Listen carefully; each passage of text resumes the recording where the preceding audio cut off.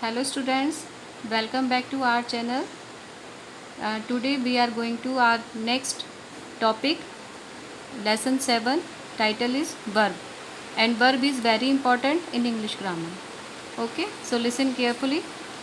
This is the definition of verb. A verb is a word that is used to express an action or state of a person or thing. मतलब verb वो शब्द होते हैं जब किसी person के द्वारा कोई एक्शन किया जाता है तो उसको एक्सप्रेस करने के लिए, मतलब उसको बताने के लिए जो वर्ड्स यूज़ किए जाते हैं उनको हम वर्ब कहते हैं। There are 3 kinds of verb. First transitive, second intransitive, third auxiliary. अब इनके बारे में जानते हैं।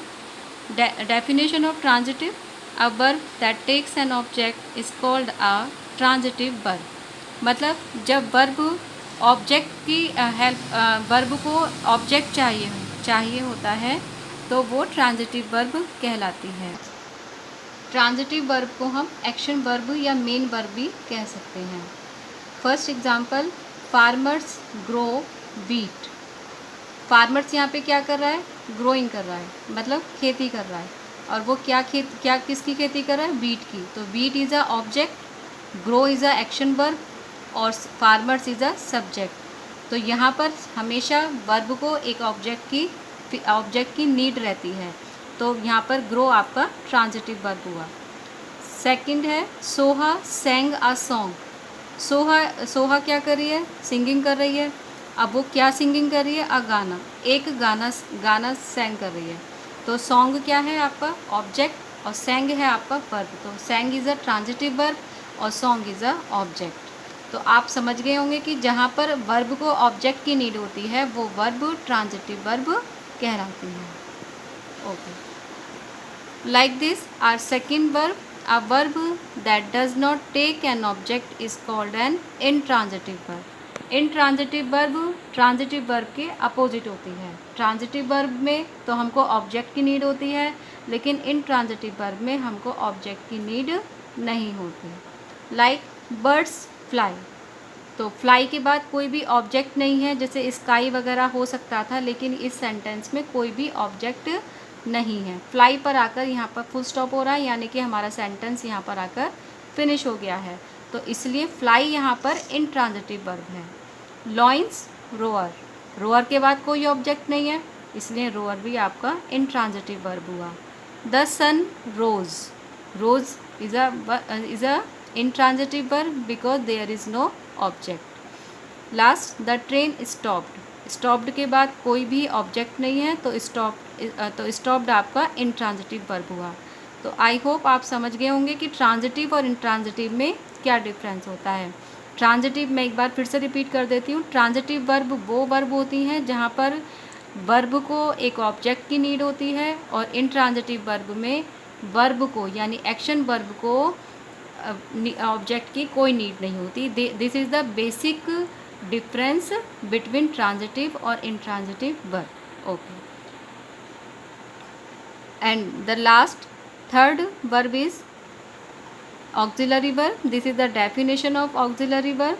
अ verb that is used with the main verb is called an auxiliary और a helping verb. Auxiliary verb को हम हेल्पिंग वर्ब भी बोल सकते हैं। जैसे सब्जेक्ट है आपका आई, हेल्पिंग वर्ब है हैव।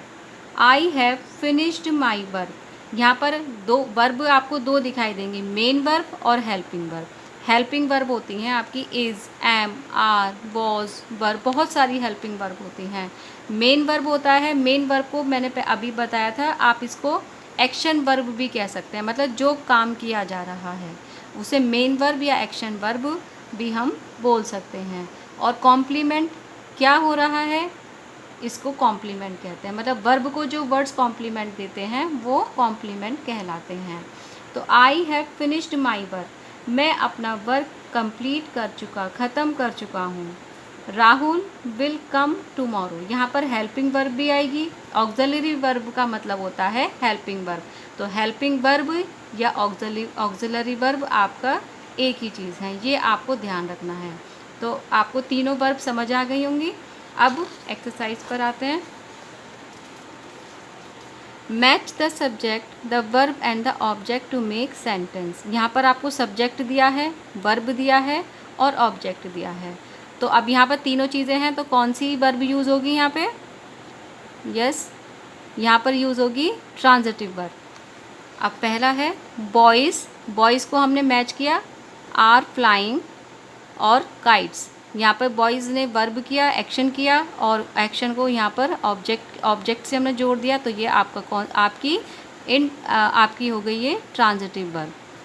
फिर है आर काउ, काउ क्या कर सकते हैं, यहाँ पर हम फाइंड करते हैं our cow gives, our cow gives, cow क्या देती है, milk, our cow gives sweet milk, तो our cow gives sweet milk. Okay. Our team will play, team है ऑब्वियसली खेलेगी, तो our team will play a match. The peon, peon का काम क्या होता है, रिंगिंग करना, बैल को बजाना, तो the peon was ringing the bell. तो कुछ 1 2 3 मैंने कर दिए हैं, बाकी बचे 3 आप करेंगे। This is your homework. Second है आपका complete each sentence with a suitable verb from the box. यहाँ पर हमको कुछ वर्ब दी गई हैं, जो सूटेबल वर्ब है वो हम यहाँ से फाइंड करेंगे और सेंटेंस को कंप्लीट करेंगे। फर्स्ट है मिस जेन डैश इंग्लिश, मिस जेन, अब इंग्लिश है, सब्जेक्ट आ रहा है और यहाँ पर एक व्यक्ति का नाम दिया गया है, तो यहाँ पर ऑब्वियसली क्या आएगा, teaches, Miss Jane teaches English.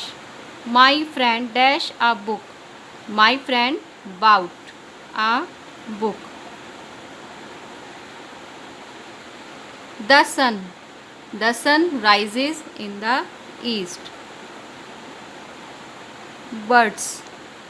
Birds dash in green trees, तो birds live in green trees. Okay, तो आपके 4 आपके बचे हैं। This is your homework. अब आ जाइए थर्ड क्वेश्चन पर। थर्ड क्वेश्चन थोड़ा डिफरेंट है, पर आपकी प्रैक्टिस के लिए बहुत अच्छा है। इसे हम नोटबुक में करेंगे।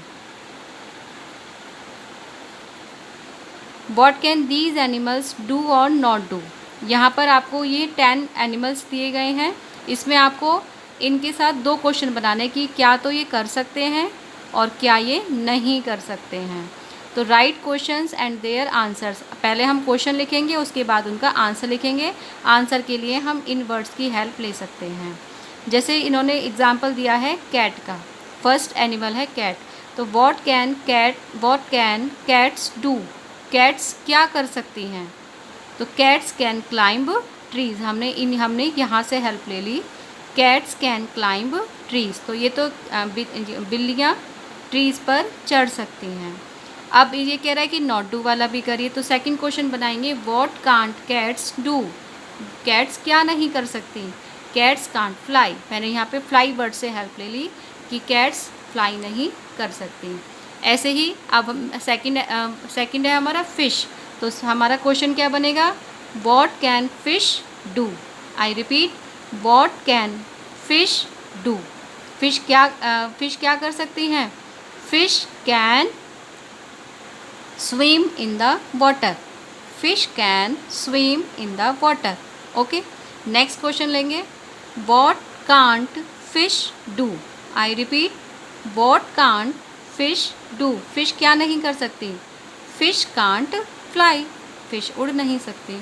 तो इसी तरह से ये 10 एनिमल्स आप अपनी नोटबुक में लिखेंगे और जब मुझे चेक करना होगा मैं आपको इन्फॉर्मेशन दे दूँगी। लास्ट क्वेश्चन है right a suitable object for each sentence. यहाँ पर हमको सब्जेक्ट दिया गया है और वर्ब दी गई है। अब यहाँ पर ऑब्जेक्ट हमको जो भी हमको सूटेबल ऑब्जेक्ट लगता है हम यहाँ पर लिखकर सेंटेंस को कंप्लीट कर लेंगे। महक मेड, महक ने बनाया, वो कुछ भी बना सकती है, T, a cup of T, a cup of coffee, या मैं लिख देती हूँ महक made Mahak made a flower pot. Okay, महक ने एक फ्लावर पॉट बनाया। गर्ल्स प्लग्ड, लड़कियों ने तोड़ा। क्या तोड़ा? फ्लावर्स तोड़ दिए। यहाँ पर आप अपनी पसंद, आप फ्लावर्स ना लिखना चाहें तो कुछ और लिख सकते हैं, ग्लासेस लिख सकते हैं, वासेस लिख सकते हैं। Soumya bought a pen, Soumya ने एक पेन खरीदा। We must speak the truth, हमें हमेशा सच बोलना चाहिए। तो बाकी आप ऐसे ही कर लेंगे। ओरली मैं आपको बता देती हूँ। वी मस्ट नॉट टेल, हमको क्या नहीं बोलना चाहिए? Obviously we must not tell a lie, हमको झूठ नहीं बोलना चाहिए। टॉनी हैज़ लर्न, टॉनी ने लर्न कर लिया। क्या लर्न करेगा? वो अपना लेसन लर्न करेगा। तो Tony has learn his lesson. I have asked you a question, मैं आपसे पूछ रहा हूँ, तो मैं क्या पूछूंगा? ऑब्वियसली क्वेश्चन ही पूछूंगा। तो I have asked you a question. The police caught, police ने किसको पकड़ा? चोर को। The police caught a thief. Last next question है हमारा, write a suitable subject for each sentence. Fourth question में हमने ऑब्जेक्ट लिखा था, यहाँ पर ये हमसे सब्जेक्ट पूछ रहे हैं। तो सब्जेक्ट है कट माई हेयर, हमारे बाल कौन काटता है? बार्बर। तो barber cut my hair. Rang the bell, bell कौन रैंग करता है? Peon. The peon rang the bell. Made a table, table कौन बनाता है? Carpenter, carpenter made a table. Caught a fish, fish कौन पकड़ता है? फिशरमैन।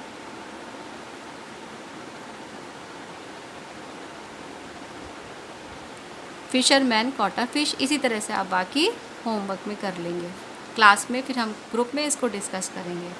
बस आज हम इतना ही करेंगे, ये बाकी मैं आपको नेक्स्ट सेशन में समझाऊंगी। I hope you will understand. Thank you.